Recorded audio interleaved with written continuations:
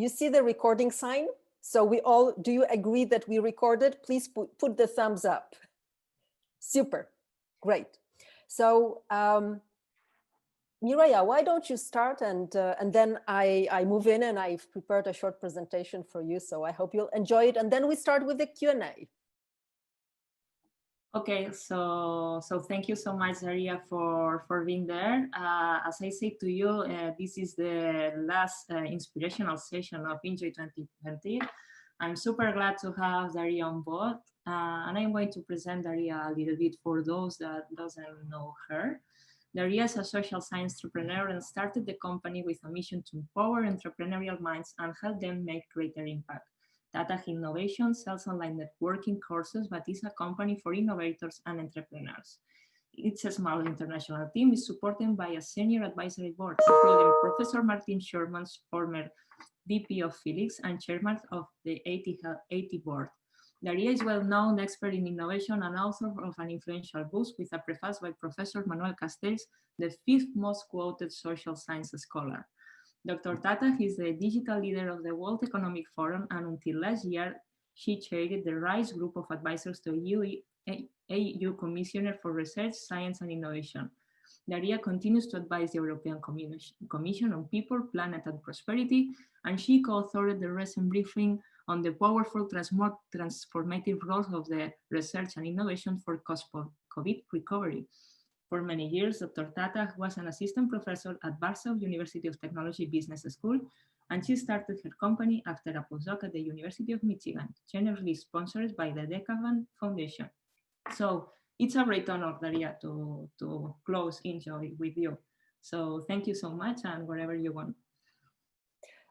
Mireia, warmest thanks for this introduction. I cannot believe I'm that old with so many different avenues of life and professional development. But jokes aside, I would never plan that my career will evolve like this. I was born in a coal mining city in the south of Poland, but I lived in 6 different countries. And I know that today you may also want to embark on this career. And let me share what I'm doing today and also a little bit about my background. So, but before we start, I would like to know I would like you to take a pen and a piece of paper and write down one person, a name of a person who really changed your life. And when you're doing this, I will put my presentation on. So a name of a person who changed your life in whatever aspect.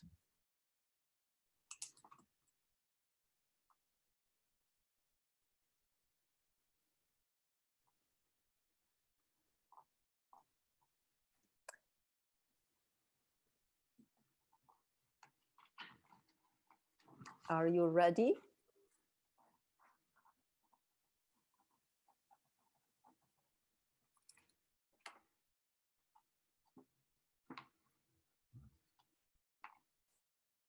Are you ready?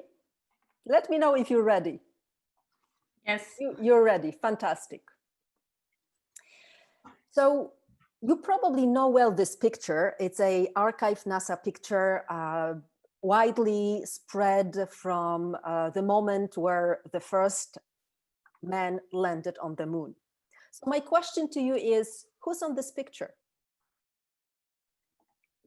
Me. Unmute your phone and just tell me. An astronaut? Yep. On the right of the screen, you have 2 names.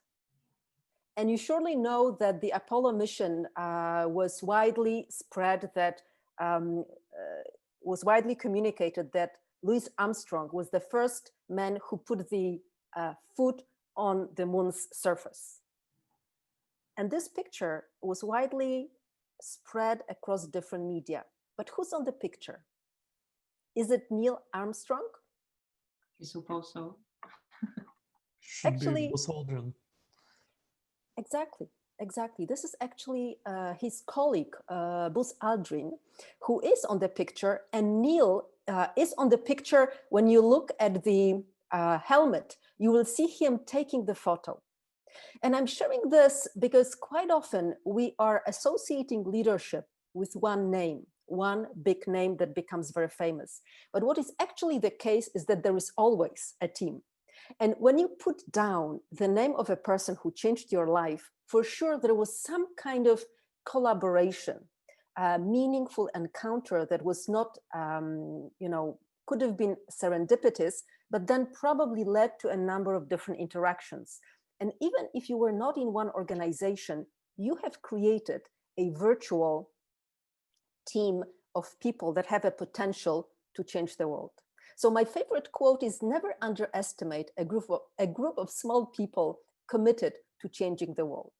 Today, I would like to tell you things that I wish I knew when I was a young researcher, right after graduating, and I will speak about the network IQ of digital leaders. So first thing, what I hoped I knew when I was 25, I wish I understood the world. I did my PhD pretty early, but the moment when I did study the design and how it unrolled through the industrial world, I understood that I know very little about the world.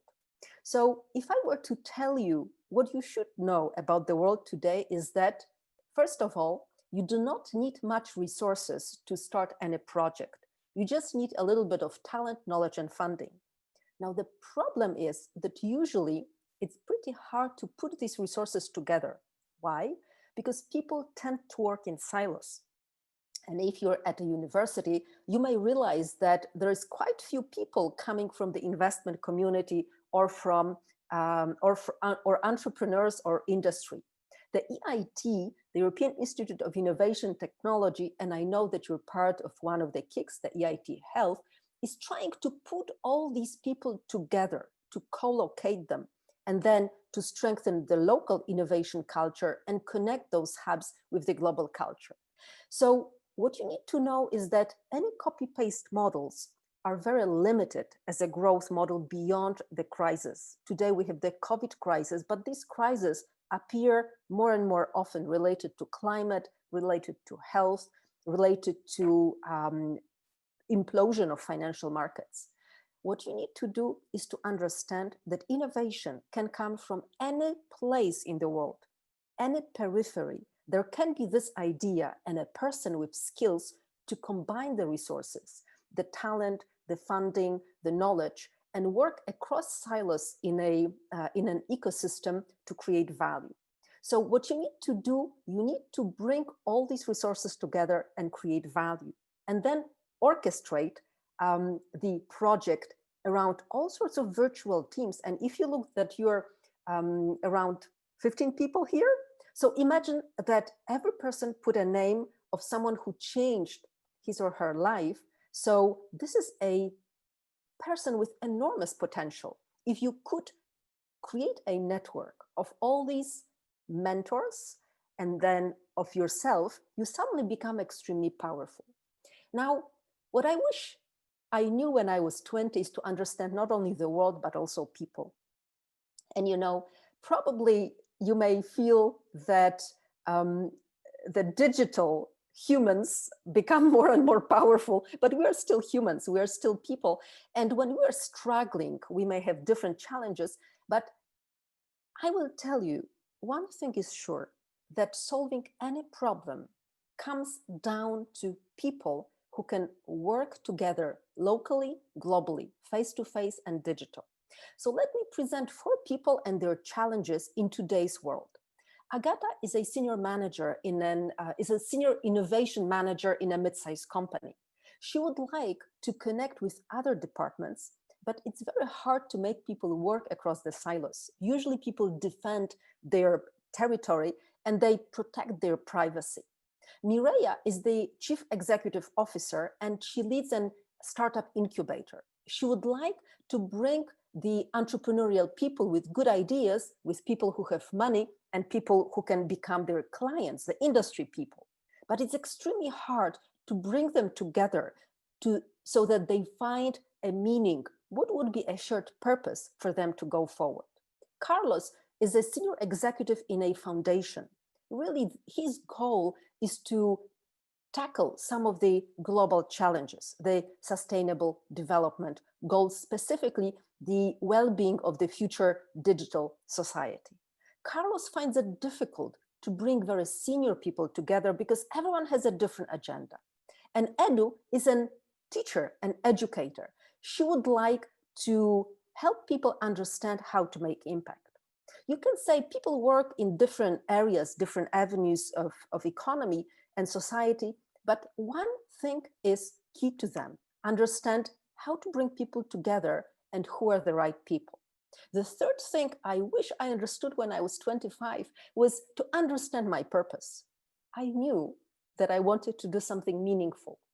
I knew that I wanted to create a community. And actually, in Poland, I created one of the first online communities for women MBA students. But what was my purpose? Why did we create this community? We asked ourselves this question, and sometimes it was hard to understand, but still, we wanted to have this sense of connection, that we want to achieve something bigger, although we did not really know what to achieve. Today, these 17 goals are the goals agreed by the international community, universal goals to tackle. And, you know, people agree in general that we should solve these problems for the benefit of the next generations, for the benefit of the planet. Now, the challenge that you should try to tackle is how to do it. This is really the how question. And when you look at the 4 individuals I presented a second ago, their challenge really was how to do it. So it's basically the limitations are in our brain. And you surely know the concept of the emotional intelligence, being aware of your own emotions and being able to manage them, and being aware of the emotions of people around you and being able to manage them. But emotions are only one aspect of intelligence. What is really critical is to understand that if we were to change the mindset of people whom we need to bring together to work, well, this would be a powerful network of committed people thinking along the lines, along how to solve, how to bring a solution to a complex problem, how to transform the system, and how to not leave anyone behind. So this was my research that I presented. I really wanted to understand people, technology, business, society, this whole system that makes our world. And when I left academia, I decided, why don't we try to help people start thinking differently? And we developed a research-based model that measures network intelligence and that can be specifically applied for all sorts of open innovation partnerships. And the KIC and the EIT Health is exactly an open innovation partnership. Now, this methodology builds on a concept of network intelligence. It is a collective intelligence. It is a collective ability to manage emotions and to manage knowledge and facilitate the flow of resources. Now, let me walk you a little bit closer to how this is connected. Now, we are all connected. So basically, the access to skills, knowledge, and funding is unlimited. We are all, in a way, creating one big network. Even if you don't know someone personally, surely you know someone who can connect you to this person. And you know the 6 degrees of separation?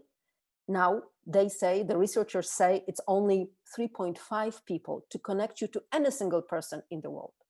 But the concept of network intelligence that should be an attribute of every leader in a digital age, how we build it is basically on 3 axes. Number 1, you need to have a shared purpose. It's not only a purpose of who you want to be as a successful researcher, as a successful entrepreneur, but a shared purpose is a sense of belonging to a community, a sense of being beyond your individual self, an ability to see that the world will be better if you can use this network, the community, to work together. Now, to do it, you need 2 types of relationships. You need very strong ties based on deep trust with the team. We call this e-team, because today we work as distributed teams, meaning that someone can be totally outside your organization. It can be a colleague from a different avenue of life, but if this person contributes as a sounding board or helps you come up with ideas or helps you connect with the right people, suddenly this person, without any traditional ties to your team, becomes a team member, becomes a trusted team member. Now, the ecosystem is about all these people who may be somehow relevant to have you achieve the purpose. We can call them the weak ties, or you can think about them as all the LinkedIn or Twitter members or Facebook and Instagram that possibly can come across the way you communicate your purpose and support you. So the network IQ is basically the function of sharing a purpose, ability to build strong ties, trust-based relations with an extended virtual team, and then building weak ties with a lot of people in the ecosystem. Now, the question is, okay, Daria, but how to do it? So we identified that you need 7 skills. You need to have a network strategy, strong networking skills, then engagement and empowerment of your team members, then communication and collaboration going stronger and stronger towards the large numbers of people, the crowds, if you wish, and then your ability to influence through your brand, through your powerful communication, the ecosystem that is your purpose is relevant for. Now, we are all born with certain predispositions, but I'm a deep believer that you can learn whatever you need to learn. And there is a vast majority of people who are good enough to, with some kind of natural predispositions, to learn and master any skills. And network intelligence, network IQ is just one more skill. So where to start? It's always starting with understanding the clarity of purpose, a purpose shared with a community, mapping your networks, your networks, and then finding the purpose network fit, because probably you already know a lot of people who could be relevant, but it's a question to answer it's the key to answer the question, who's the right people? Now, what you also need to learn when you already expand your networks in the right way and find the right people is how to connect the dots. And you may think that some people are good at it, but it's actually not only you connecting the dots, but helping your team develop this capacity to strengthen the network power, if you wish. You cannot undermine the power of communication. And some people say, okay, I don't care to be on social media. And I'm not speaking here about using social media for your personal purpose, but I'm saying that if you want to do something meaningful in life, you should early start building your communication power through your professional media, Twitter or LinkedIn being my top choices. And then you should practice starting different types of collaborations.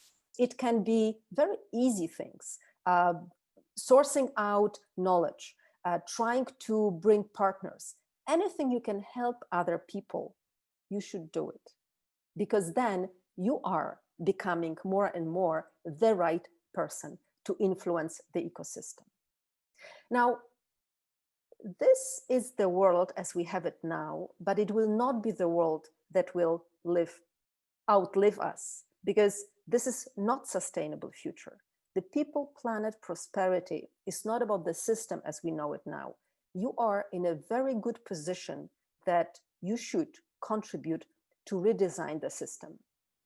And when you speak with leaders today, and I hope that on your list you have some of the leaders that changed your life, you should know that they probably have already a high network IQ. And the more people will be able to understand that individuals have power to change the future only if they work with other like-minded leaders and connect with them to change teams, change companies, change entire organizations, this is the way to move forward. Every one of you with this person who changed your world are already a good team. These are alumni. You will surely join this group. These are alumni of the EIT Kicks coming from all sorts of communities. And this is an innovation retreat we did for them a couple of years ago in Barcelona. They wanted to change the world by redesigning a post-industrial part of Barcelona. And our assumption was that together with the mentors we brought in, probably most of us already had networks relevant for them. But the challenge was how to use network thinking so that they can be connected to the right people in the ecosystem, to connect the dots, and then gather resources by influencing the large numbers. So your task is, what is the 20% of the network that you have that you should tap upon to find the right people? You surely know the Pareto rule. So it very well relates to the network that you have. And I want to invite you to get inspired on our YouTube channel. I love sharing my knowledge, and I've been speaking in a number of occasions. I would love you to follow us on YouTube and give a like or comment under the videos. So, there are different leadership styles. There are people who are influencers when they focus on the large ecosystem. There are people who are networkers where they really focus on building the team, the virtual team together. There are people who are orchestrators, having the power to communicate and orchestrate and collaborate with different teams. And there are people who are the strategists. And I would like you to become the high network IQ leader who can do all things. Know what is the shared purpose, build a strong virtual team, and then engage large crowds and influence the future. Thank you very much, and I'm looking forward to the questions. Yes, and thank you so much, Daria, for your presentation. I think that we haven't only seen the astronaut PowerPoint. Yes. Yes, we didn't see the presentation. But it was super clear, no worry, because I was afraid to interrupt you because I don't know if it was go ahead, but it was understandable 100%. So any of you have any question? Which one's your YouTube channel? If you put in my name, it should come up. It should come up, Daria-Tataj. And you can find there are different short videos and large videos. But if I may, if you are to take one thing from this speech, never think that you should not interrupt someone. Always take charge. And the worst thing is that someone will not be happy, and then you always can say sorry. But if you think that you can get more value, go ahead. People usually do not mind. So Mireia, next time you just take the leadership and say, hey, Daria, or hey, John, we cannot see your presentation. But this is perfectly fine. If you're saying that this was clear, I'm very happy. Okay, thank you. So next time I'm going to interrupt. Absolutely. It's one aspect of communication, and especially digital communication today. It just requires, normally you would just raise hand, or normally I would see what you see because we would be in the same space. But digital communication needs to be, we just need to account that we're just humans and technology plays tricks. Yes, fully agree. Now, I have a question to you. Do you know the Sustainable Development Goals? Yes. Some of you do, some not. So I encourage you to go and check on the website, the United Nations SDG, Sustainable Development Goals. And these are 17 goals that the international community agreed that are key to the well-being of our future society and the planet. It's very hard to achieve them because they all require a system transformation, and they all require connecting across the silos of business, academia, technology, society. And they all need people like you who will be able to bring the resources together. This is what the EIT Health is about. And I think that if you're being careful to start building your digital brand now using LinkedIn and Twitter, you may want to use these icons of the Sustainable Development Goals for your profiles, just to have clarity within the international community, people who will be browsing, meeting you on LinkedIn or Twitter, what you care for, what is your purpose, what is the area that you want to impact. Because being clear about the area you want to impact is probably a good place to start. Yes, Angel. I see Angel raised his hand. Mm-hmm. Yeah. I just wanted to ask you, as a business, you often have lots of competitors. What is your opinion on networking with companies that are in your field and doing pretty much the same stuff that you as a company do?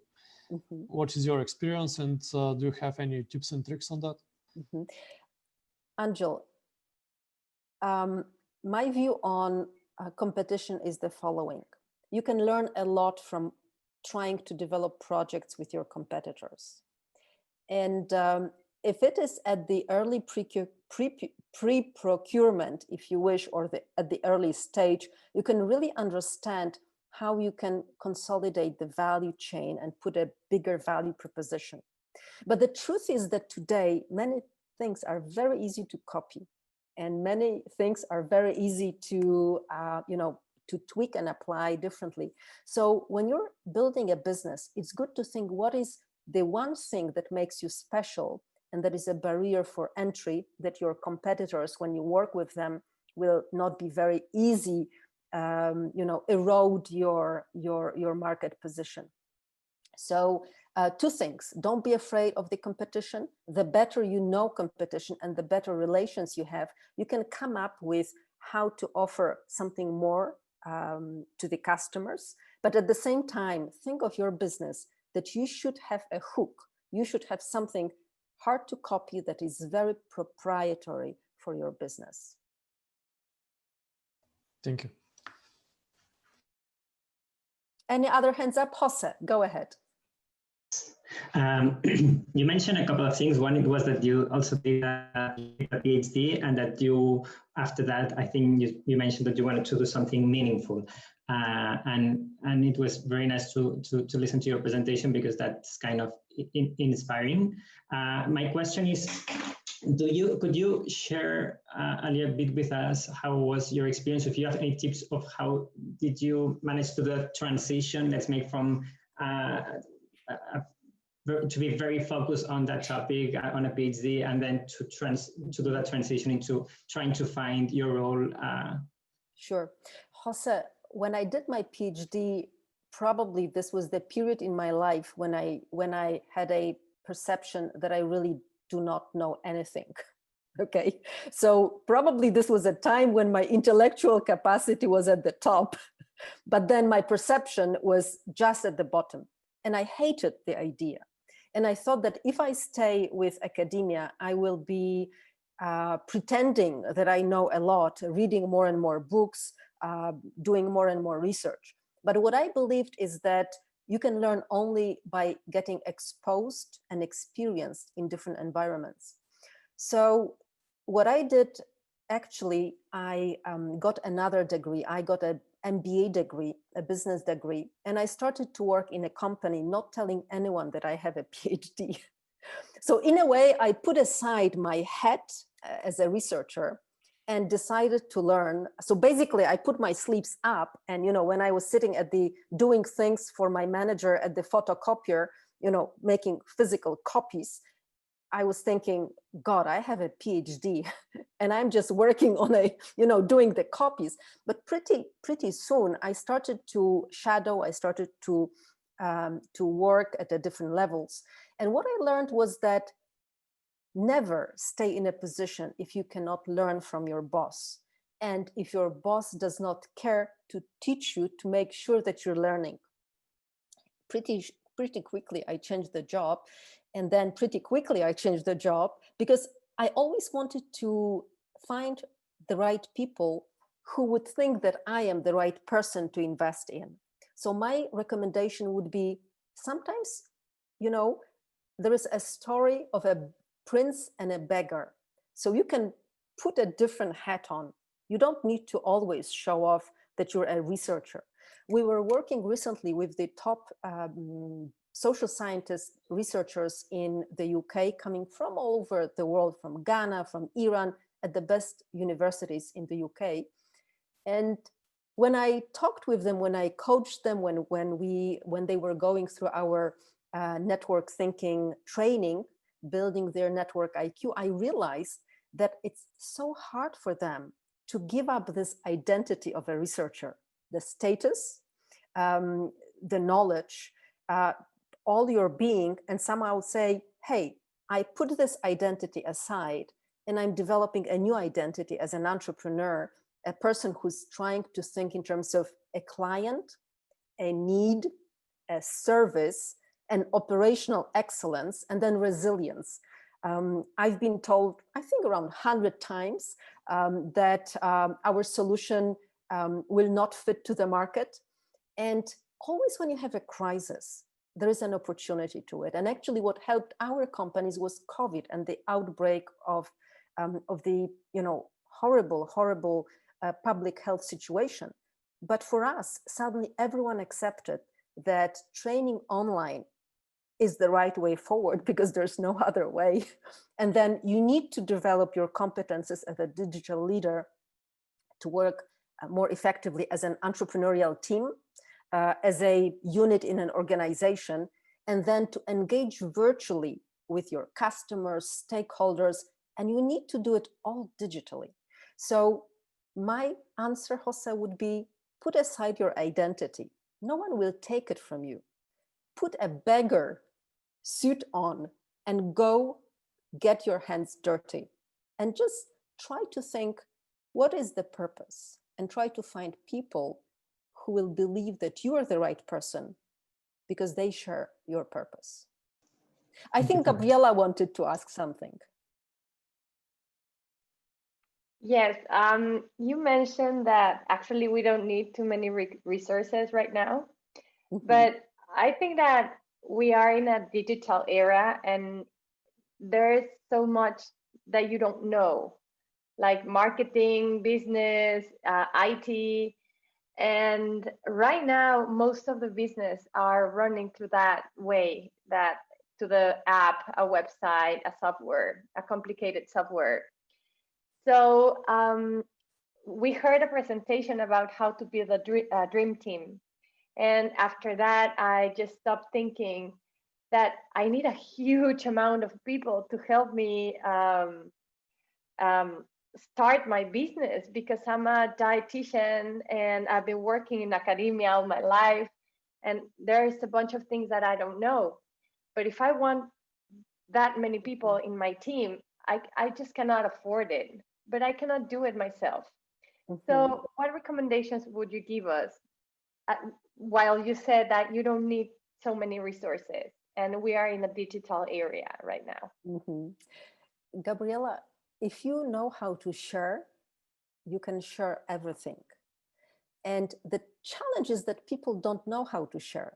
You would be surprised. We did research preparing our methodology. Less than 20% of people share resources, technology, skills, knowledge, and then only 20% say, hey, we're highly impactful, and other people are not skillful in this.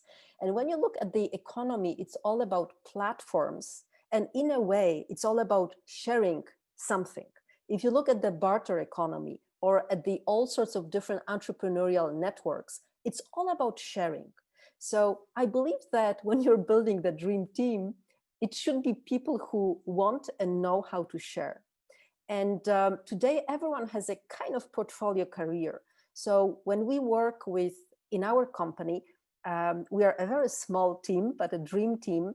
And actually, no one is full-time.